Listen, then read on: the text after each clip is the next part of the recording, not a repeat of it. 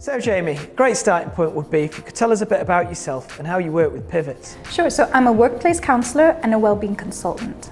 So I'm here to support employees' mental and emotional health, but I'm also here to give practical advice as well in terms of, working practices and anything that can really benefit an employee's well-being. A lot of people are unaware as to what mental health actually is, so it'd be really good if you could tell us what mental health is from your perspective. So there is a lot of confusion about what mental health is. Mental health really is a person's mental and emotional state of being, and that can fluctuate. And there's a number of different things and factors that can influence a person's mental health. So that a person can feel mentally well, sometimes a person could be struggling or mentally ill. And those factors are things such as a person's mindset, coping strategies, lifestyle, how active they are, their nutrition, and social connection. At what point should people come to you and talk to you about their mental health? I would say as early as they can. The minute that they feel that there's some kind of strain or overwhelm, or that they're feeling a bit out of balance, or that there's something concerning them that's playing on their mind, I'd say reach out and get in touch, because it's better to nip things in the bud early on. And when people get in touch with you, how do you work with them? Right, so I offer something that I call wellness chats, and these are 30-minute conversations that are private and confidential. So the first thing is to reassure individuals that getting in touch means that we're going to have a private and confidential talk, but it's also going to be a really informal talk. And the talk's really there to revolve around helping that person feel better fast. And it means that we can be talking about any personal or work-related challenges, anything that that person needs really. I'm trained to listen, I'm trained to reassure and to support in any way that I can. A lot of people see it as a negative connotation, seeking help or guidance in relation to mental health. They see it as being defeated or something similar. What would you say in relation to that? I would say that what I create is a really safe space to talk. And, I am trained to listen, non-judgmentally. So anything that a person says to me is not going to be judged.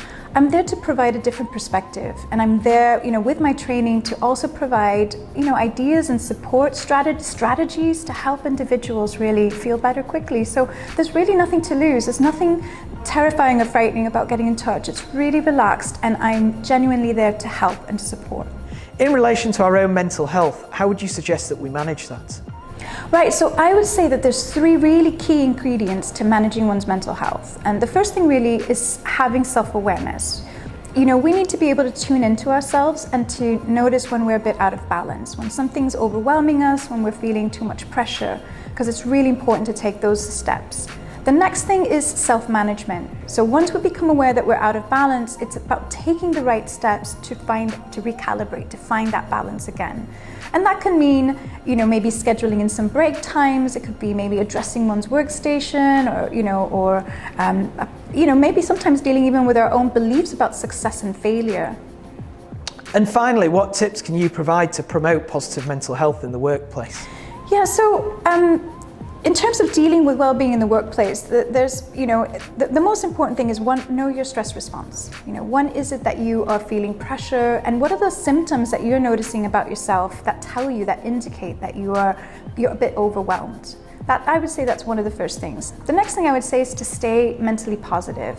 So, focusing on thoughts that are, that reassuring thoughts.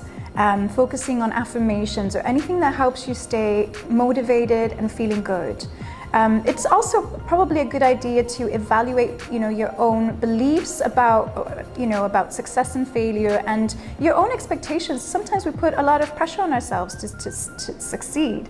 So it's really important to evaluate that and see, is that really working for me and for my benefit? What else can I think of?